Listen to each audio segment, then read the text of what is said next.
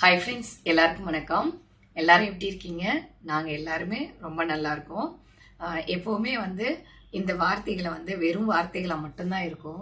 ஆனால் இப்போ தான் அந்த வார்த்தைக்கான மீனிங் நிஜமாக சொல்கிறேங்க தெரியுது. எப்போவுமே நீங்கள் நல்லா இருக்கீங்களா, நான் நல்லா இருக்கேன் அப்படின்னுவேன். இப்போ நீங்கள் எல்லாருமே என்னை எப்படி இருக்கீங்க, சேஃபாக இருக்கீங்களா அப்படின்னு சொல்லி கேட்டிருக்கீங்க. ஸோ ரொம்ப ரொம்ப நன்றி தான் சொல்லணும். ஏன்னா நீங்கள் யாரோ நான் யாரோ ஜஸ்ட் ஒரு 10 நிமிஷம் வீடியோக்காக என்னை சேஃபாக இருக்கீங்களா அப்படின்னு சொல்லி கேட்கும்போது ரொம்ப தேங்க்ஸ்ன்னு தான் சொல்லணும். ஓகே, எப்போவுமே அந்த வார்த்தைகள் சொல்லுவோம் இல்லையா, நான் நல்லா இருக்கேன், நீங்கள் நல்லா இருக்கீங்களா அப்படின்னு கேட்போம் இல்லையா, அந்த மாதிரி நீங்கள் ஒவ்வொருத்தரும் என்னை சேஃபாக இருக்கீங்களா, எங்கே இருக்கீங்க வனிதா, அப்டேட் பண்ணுங்கள், எதையாவது சொல்லுங்கள் ப்ளீஸ், நாங்கள் வெயிட் பண்ணுறோம் அப்படின்னு சொன்னீங்க. ஸோ அவங்களுக்காக கண்டிப்பாக இந்த அப்டேட் பண்ணணும் அப்படின்ட்டு நான் இந்த வீடியோ எடுக்கிறேன். ஆக்சுவலாக எனக்கு வாய்ஸ் சுத்தமாக போயிடுச்சு. ஏன்னு பார்த்தீங்கன்னா, ஹர்ஷிதாவுக்கு உடம்பு சரியில்லை. லாஸ்ட் வீக்காக ஸ்கூலுக்கு போகிறதுனால அங்கே இப்போ கிளைமேட் சேஞ்ச் ஆகுறதுனால அவங்களுக்கு த்ரோட் பெயின். அப்படி நான் இப்போ எக்ஸாம் நடக்கிறதுனால பக்கத்தில் உட்காந்து சொல்கிறதுனால அவங்களோடது நமக்கு அப்படியே ஒட்டிடுச்சு. இப்போ பார்த்தீங்கன்னா வாய்ஸ் சுத்தமாக போயிடுச்சு. இது மட்டும் இல்லாமல் மத்தியானத்துலேருந்து ஃபீவர் வேறு, பயங்கர காய்ச்சல், உடம்பு வலி, எனக்கு இதே பண்ண முடியல. சரி, இன்னைக்கு இப்போ தான் யூடியூப்பை போய் பார்த்தேன். பார்க்குறப்ப தான் கமெண்ட் அவ்வளோ இருந்துச்சு. சரி, கண்டிப்பாக இதை பற்றி நான் ஷேர் பண்ணியே ஆகணும் அப்படின்றதுனால மாத்திரையை போட்டுட்டு உங்கள்கிட்ட பேசிகிட்டு இருக்கேன். ஓகே, என்னை பற்றி நான் சொல்லிடுறேன் எல்லாத்தையும், சரிங்களா? ஓகே, என்னன்னா சேஃபாக இருக்கீங்களா அப்படின்னு சொல்லி கேட்குறீங்க. 100% இல்லைங்க, 1000 டைம்ஸ் பெட்டராக நாங்கள் சேஃபாக இருக்கிறோம். எங்களுக்கு சேஃப் இல்லாமலாம் எதுவுமே கிடையாது. ஏன்னா அஃபிஷியலாக கவர்மெண்ட் ஒவ்வொரு விஷயத்தையும் எங்களுக்கு மெசேஜ் பண்ணுறாங்க. அவங்க மூலியமா நாங்கள் அவங்க சொல்கிற ரூல்ஸை நம்ம ஃபாலோ பண்ணாவே போதும், வேற எதுவுமே தேவையில்லை. அதுதான் மெயின். இப்போ அவங்க என்ன சொல்கிறாங்கன்னா, நீங்கள் வீட்டை விட்டு வெளியே போகாதீங்க, சேஃபாக இருங்க, வீட்டுக்குள்ளேயே இருங்க, அதான் சேஃப்ன்றாங்க. ஸோ அதை ஃபாலோ பண்ணாவே போதும். ஸோ அதுதான் நாங்கள் இப்போ வரைக்கும் ஃபாலோ பண்ணிட்டு இருக்கோம். அதனால நாங்கள் 1000 டைம்ஸ் பெட்டராக இருக்கோம், சேஃபாக இருக்கோம். நாங்கள் மட்டும் இல்லை, இங்கே இருக்கிற எல்லா உறவுகளுமே ரொம்ப ரொம்ப சேஃப்னு தான் சொல்லுவேன். ஏன்னா மக்களுக்கு எந்த ஒரு துன்புறுத்தலோ இல்லை ஏதோ ஒரு அன்சேஃபாக நடக்கிற விஷயங்கள் எதுவுமே கிடையாது. என்ன ஒரு இது நடக்குது அப்படின்னா, பாம் அந்த ஒரு சவுண்டு ஏன்னா நம்ம டிவியில் தான் பார்த்துருப்போம். இப்போ தான் நேரடியாக அதோட சவுண்டு, அது போகிறது, அந்த மிசைல் போகிறது, இதெல்லாம் பார்க்குறப்போ ஆட்டோமேட்டிக்காக நமக்கே அந்த ஒரு பயம் வருது. அந்த ஒரு மாதிரி பதஸ்டம்னு சொல்லுவோம் இல்லையா, அது அடுத்த நொடி என்ன ஆகும் அப்படின்றது தெரியாது. நம்ம நிறைய விஷயங்களுக்கு சொல்லுவோம். ஆனால் இந்த நொடியில் அந்த நாங்கள் ஃபீல் பண்ணுறோம், அடுத்த நொடி என்ன நடக்கும்ன்றது தெரியாது அப்படின்னு. ஓகே, எதாக இருந்தாலும் நம்ம ஏற்று தான் ஆகணும். கடவுள் கொடுத்த உயிர் எப்போ வேணாலும் எடுத்துக்கிட்டோம் அப்படிங்கிற ஒரு தைரியத்தில் தான் நிஜமாக சொல்கிறேங்க. நானும் ஜாக்குமே இதான் சொல்லி பிள்ளைங்களுக்கும் சொல்கிறோம். அடுத்த நொடி என்ன நடக்கும்ன்றது தெரியாது. அதனால முடிஞ்ச வரையிலும் நம்ம சேஃபாக ஒரு இடத்துக்கு போகணும். இல்லையா, கடவுள் கொடுத்த உயிரை எடுத்துக்கிட்டாருன்னா அவ்வளோதான், முடிஞ்சு போச்சு அப்படின்னு சொல்லி நாங்கள் ஹர்ஷிதாட்ட சொல்லிட்டு இருந்தோம். நான் அவந்திக்காக்கு அந்த அளவு தெரியல. என்ன அப்படின்னா, அடுத்து என்ன சேஃப் அப்படி எப்படி சேஃபாக இருக்கிறோம் அப்படின்னா, வீட்டை விட்டு வெளியே எங்கேயும் போகிறதில்ல. நேற்று இன்னைக்கு மார்ச் 1ஆம் தேதி நான் வீடியோ எடுக்கிறேன். இப்போ டைம் பார்த்தீங்கன்னா மணி 5 மணிக்கு எடுக்கிறேன். நேற்று காலையிலேருந்து வார் ஸ்டார்ட் ஆகிடுச்சு. அப்போது எனக்கு வேலை இருக்கனால சரண் வந்திருந்தான். அப்போ எனக்கு டைம் இல்லை போய் ஷாப்பிங் பண்ணுறதுக்கு. அப்புறம் போகலான்னா அப்படியே விட்டாச்சு. ஆனால் இங்கே அட்டாக் ஆகிடுச்சுன்னொடனே தான் ஓகே, நம்ம போய் க்ரோசரிலாம் எடுத்து வச்சுக்கணும். ஏன்னா அட்லீஸ்ட் நமக்கு இல்லாட்டினாலும் நம்ம குழந்தைங்களுக்காக வேணும் இல்லை சாப்பாடு, அதனால கண்டிப்பாக போகணுன்றதுனால ஜாக்கிட்ட சொன்னோடனே உடனே கிளம்பிட்டோம். ஆனால் பார்த்தீங்கன்னா எங்களுக்கு முன்னாடி அவ்வளோ கார் வைக்கவே முடியல.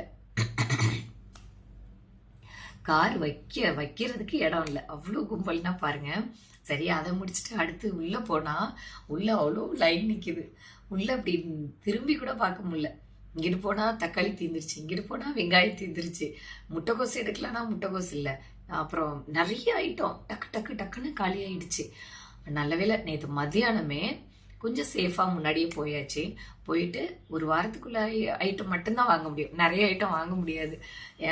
இப்போ ப்ரெட்டே வாங்கணும் அப்படின்னாலும் எவ்வளோ நாள் வாங்க முடியும்? அது எக்ஸ்பிரி ஆயிடுச்சுன்னா அது வீணாக போயிடும். அதனால ஒரு பாக்கெட் இதுதான் எடுத்துட்டு வந்தேன், பிரெட்டு. அதுக்கு மேலே தாங்காது. அதே மாதிரி காய்களுமே எவ்வளோ தாங்க முடியும் சொல்லுங்க. அதனால ஓகே, 1 வீக்குக்கு மட்டும் எடுத்துட்டு வந்தாச்சு.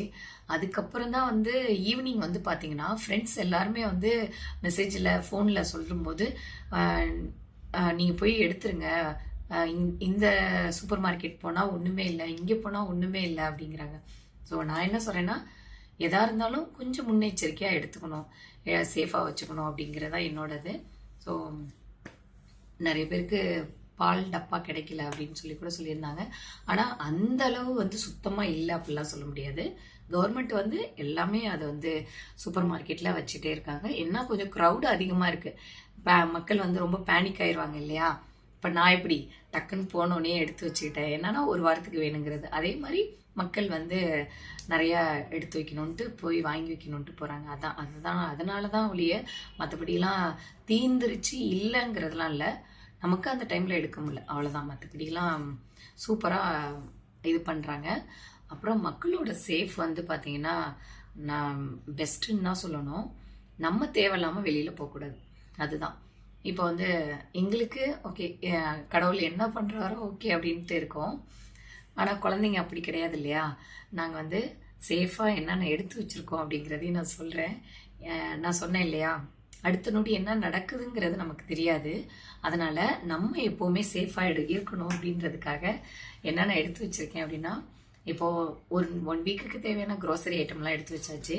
அடுத்து இன்கேஸ் நம்ம இதுலேயே ஏதாவது ஒன்று ஆயிடுச்சு, பில்டிங்லேயே ஏதாவது ஒன்று ஆயிடுச்சு அப்படின்னா, இப்போ இங்கேருந்து நம்ம மூவ் பண்ணணும். அப்போ என்னென்ன தேவை அப்படிங்கிறது பார்த்தீங்கன்னா, மெயினாக பாஸ்போர்ட்டு, அதுக்கப்புறம் ஐடி கார்டு. அதனால் இதை அப்படியே ஃபஸ்ட்டு ஏதாவது ஒன்றுனா டக்குன்னு எடுக்கணுன்றதுக்காக இதை எடுத்து வச்சுருக்கோம். அதுக்கப்புறம் எங்கள் 4 பேர்த்துக்கும் 2 ட்ரெஸ்ஸு எடுத்து வச்சுருக்கோம். அப்புறம் இந்த மாதிரி அப்புறம் ஜுவல்ஸ் எல்லாம் இருந்தது, அதையும் எடுத்தாச்சு. அதுக்கப்புறம் மெயினாக வந்து தண்ணி, சார்ஜரு இதெல்லாம் போட்டு எப்போவுமே ரொப்பி வச்சுக்கிறது, சார்ஜரும் ஃபுல்லாக வச்சுக்கிறது. அதான் சொல்கிறேன்ல, அடுத்த நொடி எப்படிங்கிறது தெரியாது. நான் உங்கள்கிட்ட சிரிச்சிட்டு பேசுகிறேன், நிஜமாக சொல்கிறேன், அப்படியே உள்ள ஒரு உருண்டை போயிட்டு வருது. ஆனால் அதை வெளிக்காட்ட முடியாது, என்ன பண்ணுறது. ஏன்னா அந்த குண்டு சவுண்டு தான் பயங்கரமாக இருக்கா. எங்கே உழுவ போதோ, என்ன ஆக போதோ, மக்களுக்கு எதுவும் ஆயிடுமோ அப்படிங்கிற ஒரு பதஷ்டம் வந்து வராத காய்ச்சல் கூட வந்துருச்சு எனக்கு. அப்புறம் பாப்பாலாம் பார்த்தீங்கன்னா, ஹர்ஷிதாக்கெல்லாம் கொஞ்சம் விவரம் தெரிகிறதுனால இப்போ அந்த ட்ரெஸ் எல்லாம் எடுத்து வைக்கிறோமா, அம்மா இதெல்லாம் ஏன் எடுத்து வைக்கிறீங்க, நம்ம எங்கே போகிறோம், அப்போ இந்த வீடை விட்டுட்டு போயிடுவோமா, அப்படிலாம் நிறைய விஷயங்கள் கொஸ்டின் கேட்குறாங்க. இப்போ நம்ப மாட்டீங்க, இப்போ நம்மகிட்ட ஒரே அழுக, அம்மா எனக்கு ஏஜ் வந்து 9 தான் ஆகுது, நான் அதுங்களையும் இதாகிடுவேனாம்மா, அதுங்களையும் குண்டு போட்டு நம்ம செத்துருவோமாம்மா அப்படிலாம் சொல்லி கேட்க ஆரம்பிச்சு ஒரே அழுக. அப்போ இப்போ தான் அவளை தேத்தி கொஞ்சம் நேரம் இருடா அப்படின்ட்டு வந்தேன். ஸோ அந்த மாதிரி ஒரு பயம் தான் இருக்குது, மற்றபடி சேஃப் வைஸில் ரொம்ப நல்லாயிருக்கும். நாங்கள் மட்டும் இல்லை, இங்கே இருக்கிற யூஏயில் இருக்கிற எல்லா மக்களுமே சேஃபு தான். தமிழ் மக்களும் சரி, இல்லை இந்தியன்ஸு, வேறு அதர் கண்ட்ரி எல்லாருமே 1000 டைம் பெட்டராக இருக்காங்க. நீங்கள் கவலைப்படாதீங்க. என்ன மாதிரியே நிறைய பேர் வந்து இங்கே யூஏயில் இருப்பாங்க. அவங்களுக்காகவும் நான் சொல்கிறேன், இந்த வீடியோ மூலயமா சொல்கிறேன், நீங்கள் பயப்படாதீங்க. இங்கே வந்து ரொம்ப சேஃபாக இருக்குது. ஏதாவது ஒரு மிசைலே வருது அப்படின்னா அவங்க வந்து அலாரம் கொடுத்துட்றாங்க, நம்ம கொஞ்சம் அலர்ட்டாக இருந்துக்கணும், அவ்வளோதான். மற்றபடி வேறு எந்த ஒரு பாதிப்பும் எதுவுமே கிடையாது. அதனால் 1000 டைம் பெட்டராக இருக்கும், கவலைப்படாதீங்க, சரிங்களா. ஸோ எனக்காக இவ்வளோ தூரம் நீங்கள் கேட்டது ரொம்ப ரொம்ப நன்றி சொல்லிக்கிறேன். இந்த வீடியோ இதோட முடிச்சுக்கிறேன். அடுத்த வீடியோவில் நம்மளுடைய இதை பார்ப்போம், ஓகேவா. பாய். அதே மாதிரி ப்ரேயர் பண்ணிக்கோங்க. இந்த வார் வந்து இன்னையோடு முடிஞ்சிடணும், இந்த நிமிஷத்தோடு முடிஞ்சிடணும்னு நானும் வேண்டிக்கிறேன், நீங்களும் வேண்டிக்கோங்க. ஏன்னா தேவையில்லாத உயிர்கள், கடவுள் கொடுத்த உயிர் வந்து தேவையில்லாமல் போகக்கூடாதுன்னு தான் நான் என்னோட இது. எப்படின்னு நமக்கு தெரியல, நிறைய விஷயங்கள் பேசணும்னு தோணுது, ஆனால் பேச முடியாது, என்ன பண்ணுறது. ஓகே, பார்ப்போம். ஓகே ஃப்ரெண்ட்ஸ், பாய்.